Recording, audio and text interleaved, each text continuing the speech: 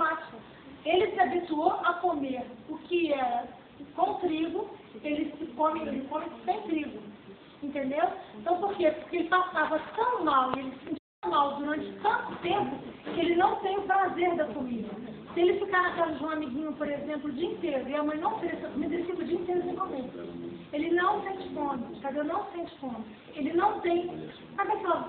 As pessoas nem têm que fazer sentar uma boa mesa, colorida. Não tem. Ele foi comer leite condensado já com quase 6 anos. Porque ele rindo, metia os dedos, ele começando na boca dele. E ele viu que era gostoso, daí que ele começou a comer leite condensado. Então, quer dizer, é uma coisa hoje que a gente tem que começar a gritar e falar alto, porque eu tenho um caso aqui na loja de ficar de cabelo em pé. Todo mundo que esse livro, você vai ouvir a história, é uma história assim, você fala, gente, eu não acredito, em São Paulo, na capital da América Latina, levei, cheguei, entrei eu, de Moema, um negócio de papel laminado, todo mundo me olhando, e eu, cara dura, eu sou mãe, sou poder, que a mãe pode. Né? Aí foi entrando, né? Foi eu entrando, fiz ali inteira, esplenda, acho que era uma coisa enorme, todo mundo conhece isso. Aí cheguei lá, mandei chamar o médico, o garçom já ficou atravessado. Aí eu expliquei a situação, eu quero que você coloque a pizza dentro do forno. A pizza veio crua, não foi, entendeu? Aí na segunda vez só é que a pizza veio direito. Mas a cara das pessoas em volta, eu abrindo aquele papel laminado, o queijo grudado no papel laminado, e eu com a cara assim, né, tá tudo lindo, né, Tadeu? Não foi? Ele morrendo de vergonha. E eu fiz, a gente pode, né, Tadeu? Aí abri, né, aquele negócio, peguei a pizza, botei no prato, coloquei pra ele, amassei o papel laminado e não gastou dele. E dane-se, porque assim, a criança vai deixar de ir, a família também deixa de se alimentar. Eu tenho mais 2 filhos, então são 3. Só ele que tem alergia. O do meu tem alergia, mas é respiratória. Né? Então, assim, a gente faz o quê? Você vai deixar, vai botar uma redonda? Não, tem que enfrentar e vamos. E a gente dá o braço nessa Deus. Tadeu, me conta uma coisa. O que é mais complicado para você? O que você acha que é a parte mais chata? Minha mãe pediu uma pizza em casa e não foi comer. Entendi. Nos aniversários também. Eles não te convidaram. Isso é péssimo. Entendi. Vamos pôr neles? Mais um pouquinho de conversa? O que você acha? E daí já pega, ela está falando cada coisa. Não estava gravando não, né? Só imagem. Só a imagem, realmente, para dizer para a gente, mas pode deixar que toda essa parte aqui da sua história, né, do que você precisou fazer, a gente conta de outra forma. Tá. Eu queria ouvir de você, a Viviane Gomes de Itaaiúbi, AYUB, Nudo, ela é comerciante. Eu queria que você falasse qual que é a principal revolta, indignação de quem tem que conviver com essa doença e fazer toda uma adaptação na vida, mas não encontra meios para isso. Já me deu alguns exemplos agora há pouco, né? Você citou aí toda a discussão de incluir o deficiente físico, mas de repente não pensar em quem tem uma deficiência alimentar, né? Uma doença alimentar. Então eu queria que você comentasse um pouquinho, no seu ponto de vista, o que é o maior desafio além da adaptação no cardápio. Vamos deixar a parte das festinhas para o Tadeu contar para a gente. Tá bom, minha maior preocupação hoje é como o Tadeu crescer.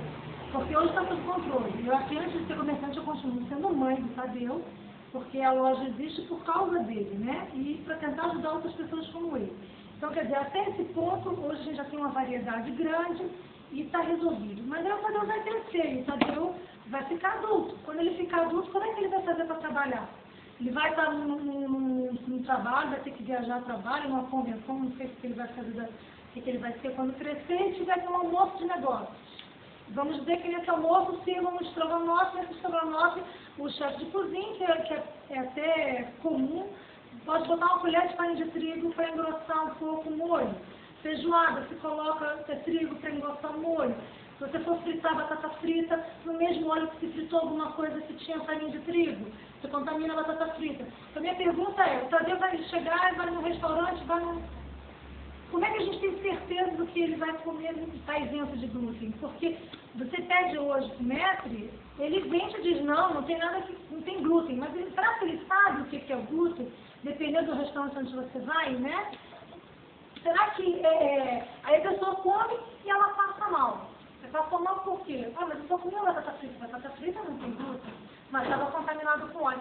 Porque doença celíaca é até 1 grama o organismo ele consegue aceitar. Mais do que isso ele não rejeita. Por exemplo, um liquidificador lá em casa é um para a família e outro para dentro. Né? Porque naquelas rachaduras do liquidificador, se você não lavar bem lavadinho, pode contaminar.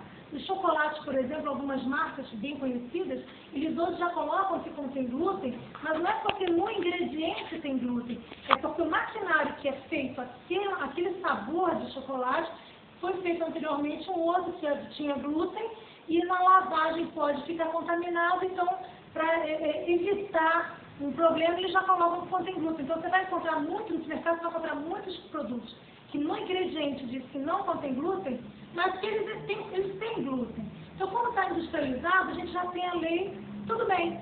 Agora, e quando não está? Que é a minha maior preocupação. Por exemplo, se for trabalhar numa grande fábrica e for se alimentar num refeitório, como vai ser? Então, assim, não existe uma lei em que um restaurante ele possa abrir a receita para você. Entendeu?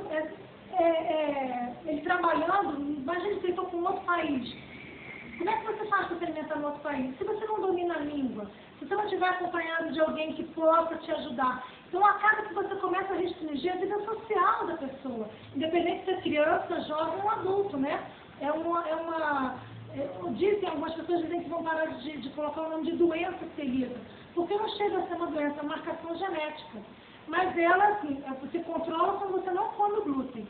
Você comeu glúten, você contaminou seu organismo novamente.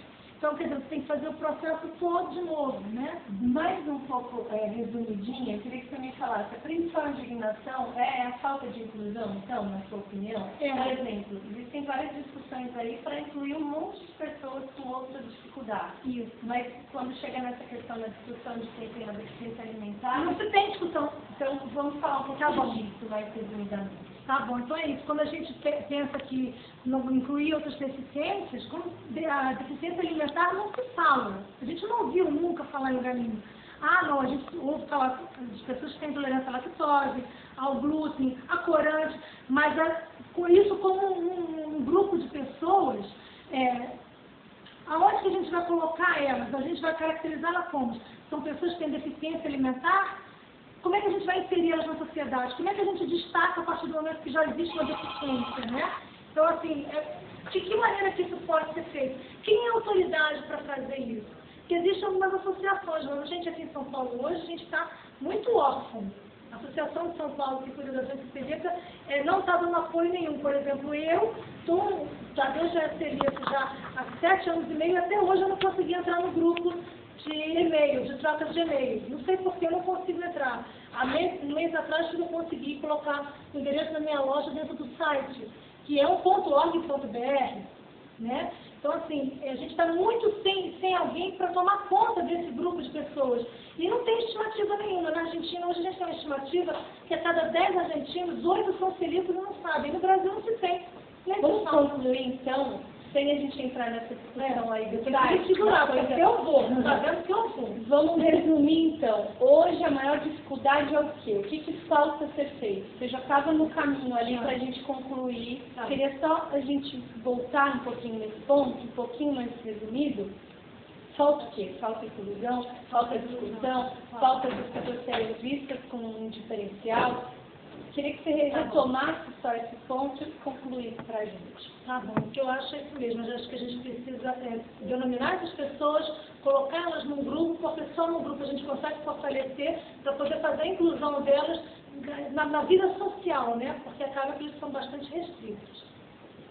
E hoje não existe isso. Não tem nada, a gente não tem apoio de nada. A gente não existe, não se fala sobre restrição alimentar. Deficiência alimentar, não se fala. E a gente tem várias alergias, várias intolerâncias, né? E é sempre uma coisa que a gente não tem um número, não tem uma estatística. E outra coisa que é muito preocupante, que reza nos livros de medicina, nas faculdades, que a doença celíaca é descoberta quando há a introdução do glúten, na primeira infância. Coisa que não é verdade. Eu tenho várias pessoas conhecidas, clientes, em que eles descobriram a doença celíaca na fase adulta. Perfeito.